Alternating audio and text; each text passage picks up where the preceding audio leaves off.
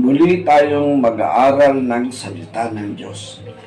Sana'y maunawaan natin ang ating misyon. Alam niyo mga kapatid, ngayon ay kasalukuyang ginigiba ang chapel namin. Hindi ko malaman kung saan ako mag-record dahil lahat buong paligid ito ng lugar na ito ang hindi pa nagigiba. Pero bukas ay gigibain na rin.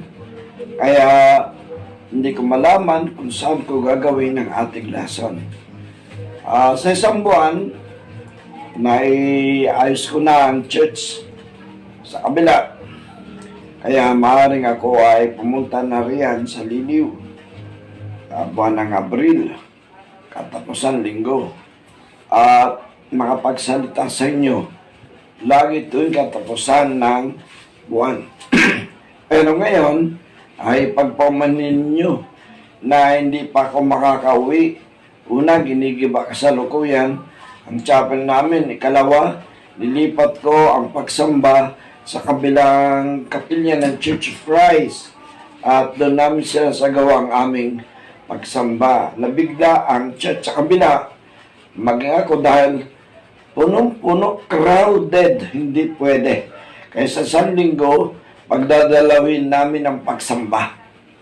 Para sa gayon, ay makasamba lahat ang ating kapatiran sa lugar na ito. Hindi namin alam na gano'n na kami kadami. Hindi na kami kaya ng isang kapilya. Sobrang dami member. At ako'y nabigla dahil nakita ko, dahil linggo-linggo ang aming pagsamba ay group by group. Grupo ng senior, alas 9 ng umaga, alas 10 hanggang alas 11. Grupo ng adult, tsaka ng young adult. Grupo ng kabataan, 11 to 12. 12 to 11. Grupo ng mga talubata, ng mga bautisado lahat. Ang dami namin. Ngayon, bilang tagapangaral, ako'y gulong-gulo. Hindi lamang sa palipat-lipat, pagkasaayos, pati ang pagsulisit ng pera, kung ano ang ibabayad sa mga labor at materyales na gagamitin. Kaya dumating tayo sa panahon na tayo muna mag-aaral ng Biblia, kahit na maraming problema kami dito, kaya pa rin ng isip ko, kaya pa rin ng katawan ko ang mga nagaganap. At ang leksyong binigay sa atin ay tungkol sa tinatawag nating The Good Shepherd, Jesus. At yan ay matatagpuan sa aklat ni Juan sa kanyang kapitulo 10, 11 hanggang 14. Jesus is the Good Shepherd. Yan ang itinuturo sa atin.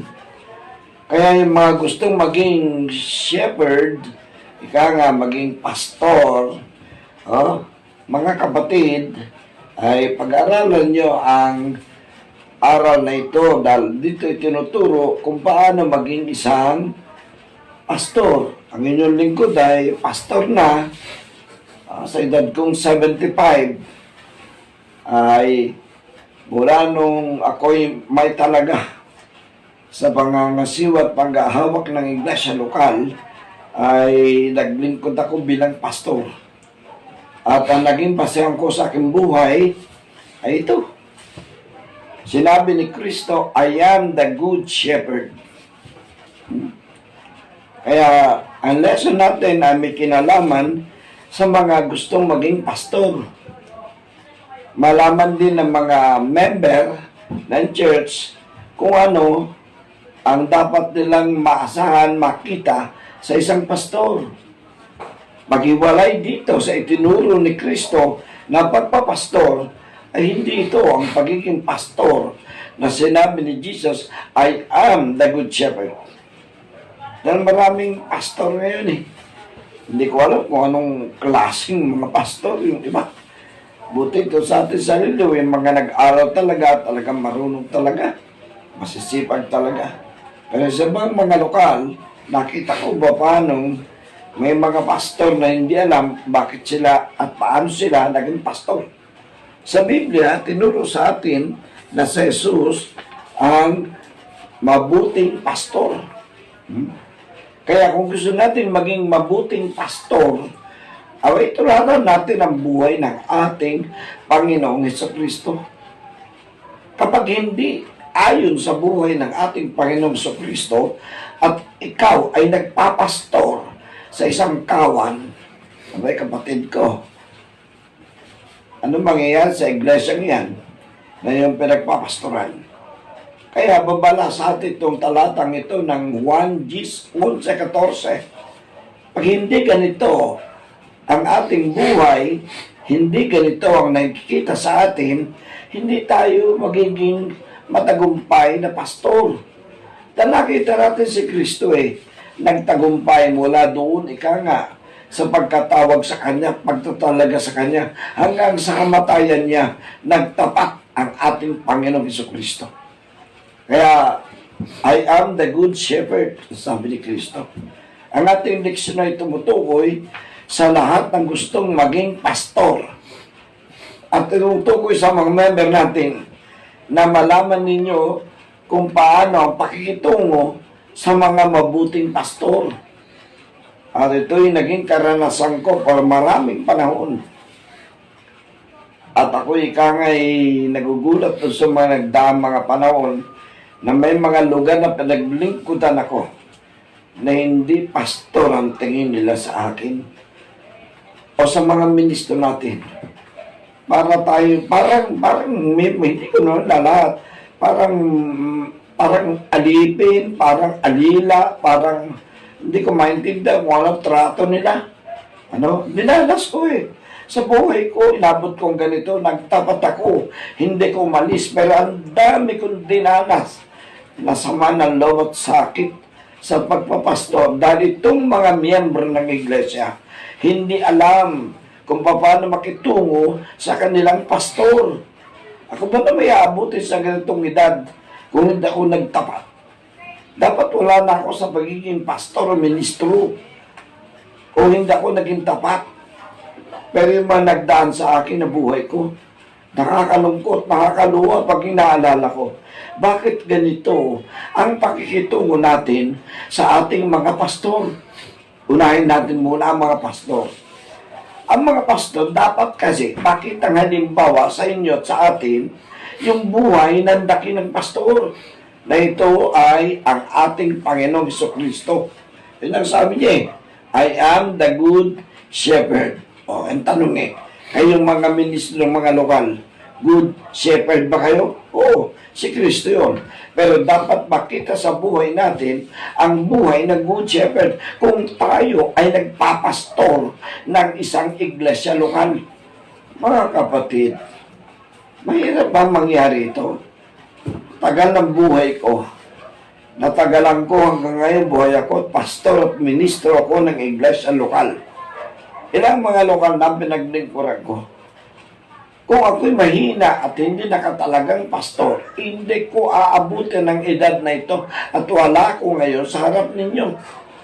Pero dinanas ko at nakita ko ang buhay ng ating Panginoong Hesukristo nung siya ay nanaog upang maging pastor. Kaya ang sabi niya, I am the good shepherd. Tignan natin mga sinabi ng banal na kasulatan. Sino ang tinutukoy na ito ng mga pastor? Ngayon, the good shepherd, no? Sino ang tinutukoy na ito? Ito yung mga ministro natin, mga manggagawa natin. Na ikaw ngayon naglilingkod. Una, yung mga ministro natin, mga gawa natin na may sweldo o wala. Alam nyo si Thomas Camel, Alexander Camel, tutol na tutol sila ng isang pastor o isang ministro ay bibigyan ng sweldo. Ayaw nila yun. Pero hindi naman sila ang ikangay tagapagpatupad ng banal na kasulatan. No? Kailangan din naman ng ministro ay kailangan buhayin ito ng iglesia. Ayan sinabi ng kasulatan no? Kapag yung mga ministro hindi natin pinakain binuhay. Mga kapatid, nagawa ng sideline yan. Mga minister, ang galing na minister sa Nueva Ecija nung araw. Doon isang beres, nagmamanayaw ng tricycle, saka nakakitang ministro. Bakit nagkaganon yung ministro yun? Dahil pinababayaan sila ng iglesia lokal. Hindi dapat pabayaan ng iglesia lokal ang mga ministro natin. Yan ay nasa banal na kasulatan. Yan ay nasa Korinto na sabi din kung paano sa matandang tipan binuhay ng mga Israelita at mga Hudyo ang mga ikangay naglilingkod sa tabernakulo sa templo, gayon din naman ipinag-uutos ng mga nagngangaral ng Ebanghelyo mabuhay sa Ebanghelyo. Ang maraming ministrong kawawa, dinanas ko yung panahon walang-wala ko, wala akong pera, wala akong makain, wala akong matirahan. Ba't ko dinanas yun? Panginoon, mabuti na nalampasan ko yung panahon yun. Eto ako ngayon. Kaya tanong ko nung araw Lord, nasaan po yung sabi mong kamalig na magkaroon ng pagkain sa iyo, Panginoong, ikangay, yan, sa iyong ikangay basan? Asan yung kamalig? Sabi kasi sa Old Testament, dalhin niyo ang 10 bahagi sa makakamalig upang magkaroon ng pagkain sa aking bahay. Kako, Lord, nagugutom ako. Lord, pastor ako, ministro ko, ba't ganito? Ganito ba talaga ang mga ministro? Kaya sabi ko pero yun ay nadaanan ko, nalampasan ko. Dumating naman ang panahon na kaginawahan. Sa mga panahon ito, ang daming problema. Kaya ko, nalulutas. At ang Diyos, hindi ako binababayan. Pag ako'y nanalangin, dumarating ang sagot. Ang dami namin problema dito. Ginigibay ito yung chapel namin, dahil may problema. Gumawa ko ng paraan, kumilos ako, kinausap ko ang lahat. Pag nakipag-usap pa, kailangan ng pera. Dalangin ako, napadalan ako ng perang ganun ng halaga. Dumarating naman. Dumarating. Napakalaking tulong ng Diyos sa mga ministro nagtalaga. Pero nung araw, naku po, gutom ang inabot ko. Malaboy-laboy ako, pero paglinggo nangangaral ako. Nung ako'y tumanda sa kanan, nakita ko ang kamalig. Nakita ko ang pagkain na sinasabi ng malakyas. Dalhin ninyo rito ang 10 bahagi upang magkaroon ng pagkain sa aking bahay, sabi niya. At ako'y nagtalaga sa akin. Sa ating pag-aaral, tandaan nyo, may sweldo at wala ang ministro.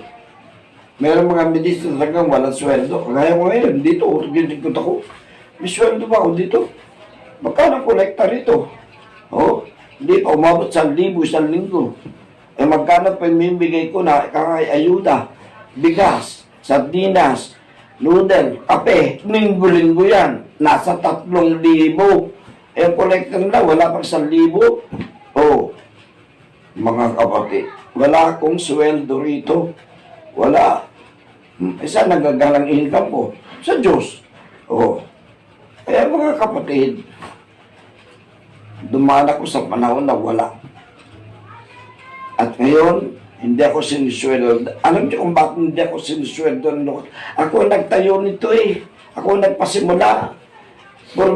Puro mga bagito lahat ito. Hindi pa alam ang tungkol sa pagkikapo. Tinuturo ko pero hindi pala pwede sa kabuhayan. Una, walang trabaho, lalo ngayon, pandemic, naku po.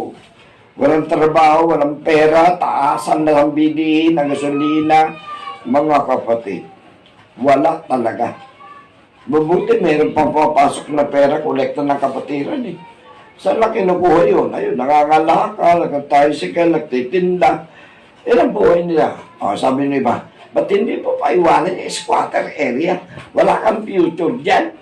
Sino may sabing walang future? Ang future ko dyan ay langit na bayan. Kayo, ewan kung anong future ang hinahanap ninyo.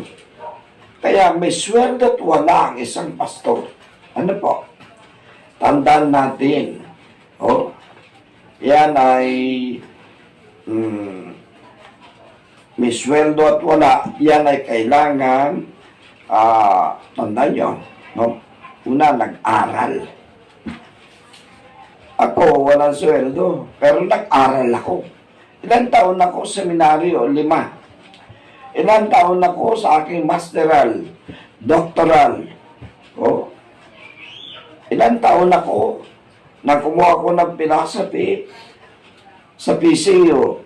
5 din. Mga kapatid, nag-aral ako. Alam ko ang mga tinuturo ko.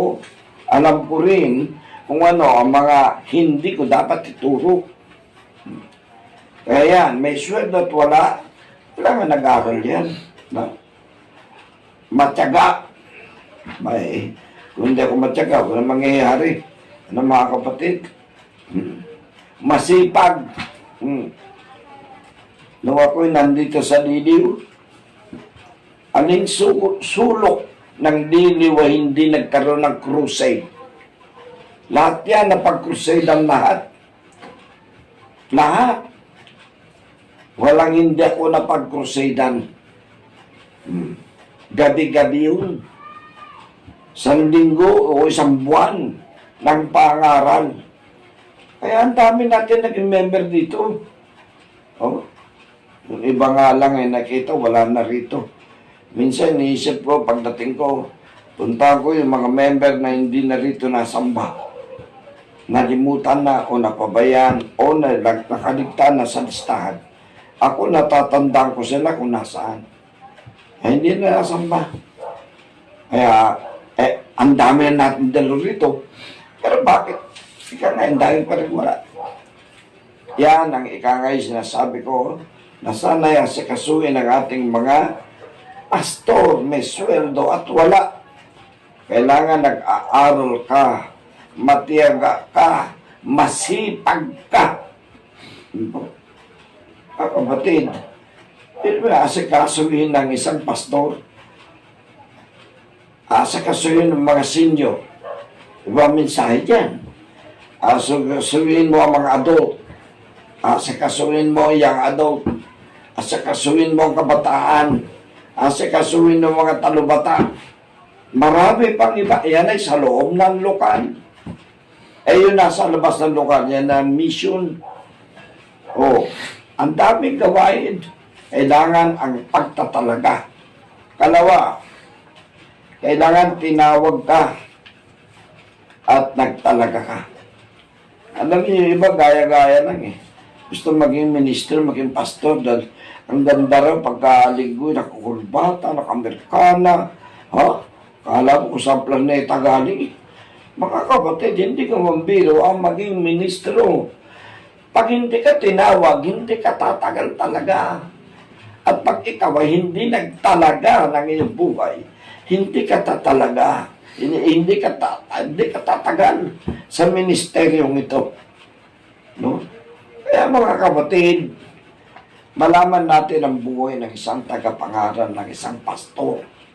Alam ang ministeryo niya. Bayon ba, hindi ano po, ng ministeryo eh. Ano bang gawain niya? Mag-sermon lang paglinggo. Wala lang iba. Ang daming mga batang tagapangaral sa krusade. Natanggal eh. Paano? Akala nila masaya, maganda, maging ministro, maging iglesia, marangal, malaki pa sweldo. Nako, nang tignan ng performance nila. Oras na ng gawain, oras na ikanga ng youth camp. Abay, wala pang programa. Hindi pa nagagawa. Nung youth minister, ay, sinipak, tinanggal sa kagad eh. Hindi ganon. Kailangan matuto ka, nakatalaga ka, hindi yung paglinggo na mag-lecture ka, naka-Amerikano, nakabarong ka. Bago tinga 15, may sahod ka. Tinga tapos na may sahod ka. Hindi ganon. Ikaw ang pastor, hindi ganon. Kailangan makita sa iyo ang buhay ng isang pastor. Kagaya ni Kristo, I am the good shepherd. Alam mo ang iyong ministeryo, nakatalaga ka sa hirap at ginhawa. Ay mga kapatid, Oo, kahit wala na akong makain, wala akong pamasay, wala akong may suot, wala lahat. Hindi ko iniwan ang ministeryo. Kahit ngayon. Oo. Oh. Lahat ng pera ko, ibigay ko sa church. Pati pensyon ko, ibigay ko. Kung minsan nga, wala na pala akong maintenance. Naibigay ko na lahat sa gawain. Panginoon ko, pag may lumapit dito, Brother Jerry, nasa ospital po, si ganito, si ganon. Pag nasa ospital, 1,000. Pag nasa bahay na, 500. Ilan yan nagkakasakit? Ilan yan na ospital? Ako mga kapatid, hindi ka mambiro ang mga maging ministro. Paano ko nagagawa yan? Kapag bibigay ako mga kapatid, ang feeling ko, ang saya-saya ko. Oh. Hindi ako nalulungkot, hindi ako nanghihinayang sa binibigay ko. Ang saya-saya ko, yun ang dapat nating madama sa ating ministeryo bilang pastor. Kagaya sinabi ni Kristo, I am the good shepherd. Mga kapatid. Kaya, nariyan, kailangan tinawag ka, tumalaga ka. Alam mo, ministeryo mo. Oh? At ika ngay, sa hirap at ginhawa, huwag mong iiwanan ang ministeryo mo. Katlo, ang ministeryo ng ay buhay at kamatayan. Yan. Yan daw ministeryo, yan pagiging pastor sa buhay at kamatayan. Dumating ang panahon na ikangay na may tayo ko ng chapel dito. Pagkatapos may tayo ng Enero, Pebrero, nasunog. Mga kapatid, may hanggang third floor ang simbahan dito. Nasunog. Kapatid ko, kung hindi ako nakatalaga, wala na. Iwanan ko na to. Abroad na lang ako, trabaho sa labas. Inabot na ngayon ako 75. Sino pa ang tatanggap sa magtrabaho?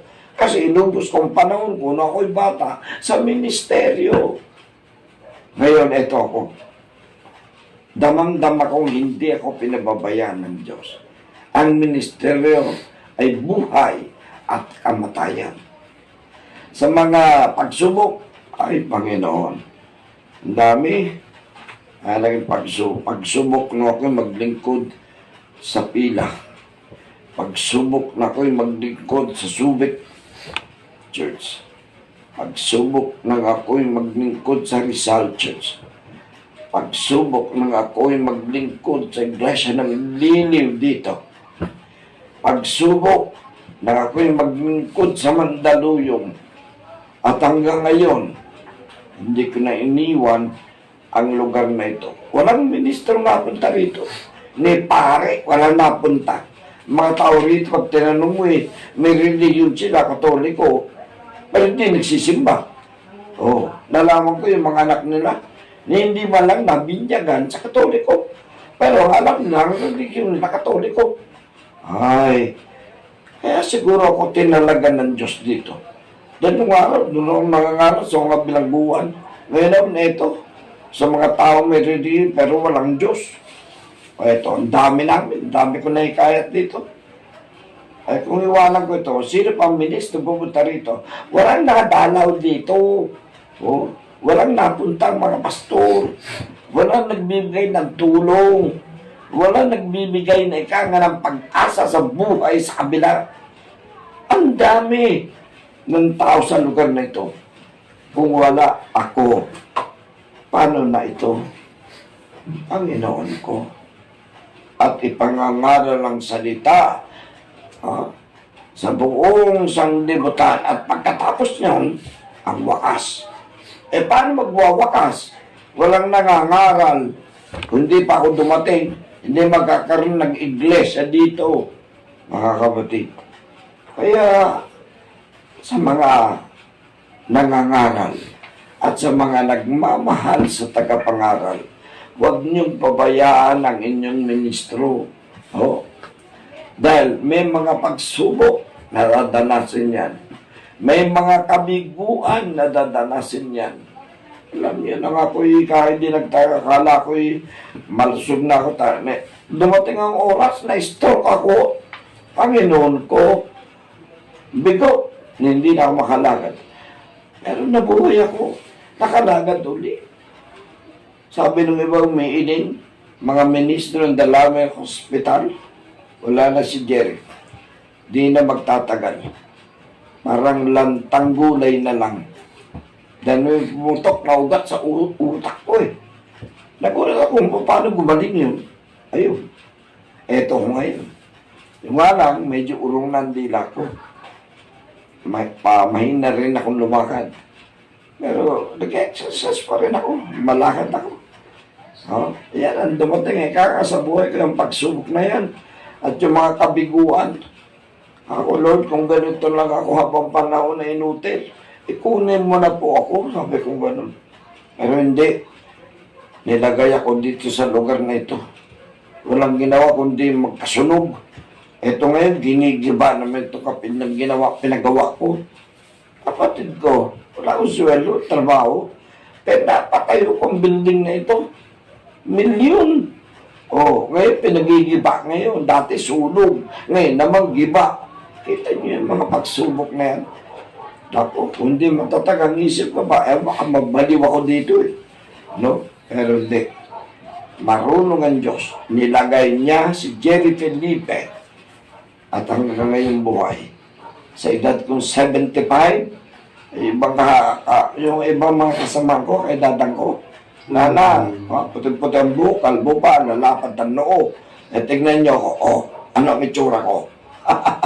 Ang Panginoong Diyos ang naglagay sa akin dito. At ako'y mabubuhay hanggat gusto niya at maraming papangaralan.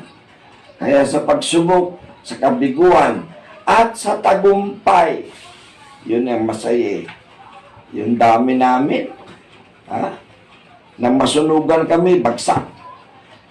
Napalipat kami sa bangketa, dumami kami. Umabot ng 300, 500 ang dalo, bangketa. Mga kapatid, dinalas ko yun. Pero, ano nangyari? Dumami. Sabi ko, Lord, ano ibig sabihin? Nakabuti pala yung sunog, no? Dumami kami. Dahil kung wala sunog, ayun pa ng bilang namin, 50. Ngayon naman, na matapos na ikakasunog, dumating naman ng pandemic. Ilang taon, 2 taon mahigit na ngayon, nasa pandemic kami. Kaya natayo itong building na ito. Kaya nadanas ko, naalagaan ng mga miyembro ng 2 taon. Pagkalipas ng 2 taon, eto naman, lumampas daw ang sukat itong kapilya namin. Naku, hindi ko malaman, iiyak ako, malulungkot ako, matutuwa eh. Mga kapatid. Ayan, sa kabiguan at sa tagumpay, hindi ko iniiwan ang aking ministeryo. Dahil ang aking Panginoon si Kristo, ang sabi niya, I am the good shepherd. Ngayon, kayo, good ba kayo? Yan ang tanong. Diyan tayo magwawakas. Next month, ang inyong lingkod ay darating na sa Liliw. Sabado pa lang, andyan na ako dahil yung church ko na nandito ngayon sa kabilang church, sumasamba, si Brother Saldi muna ang magte-take over sa akin sa pulpito. Ano po? Okay, pagpalain kayo ng Diyos at naway tandaan niyo, isakabuhayan ninyo ang buhay na sinabi ni Kristo. I am the good shepherd. Amen.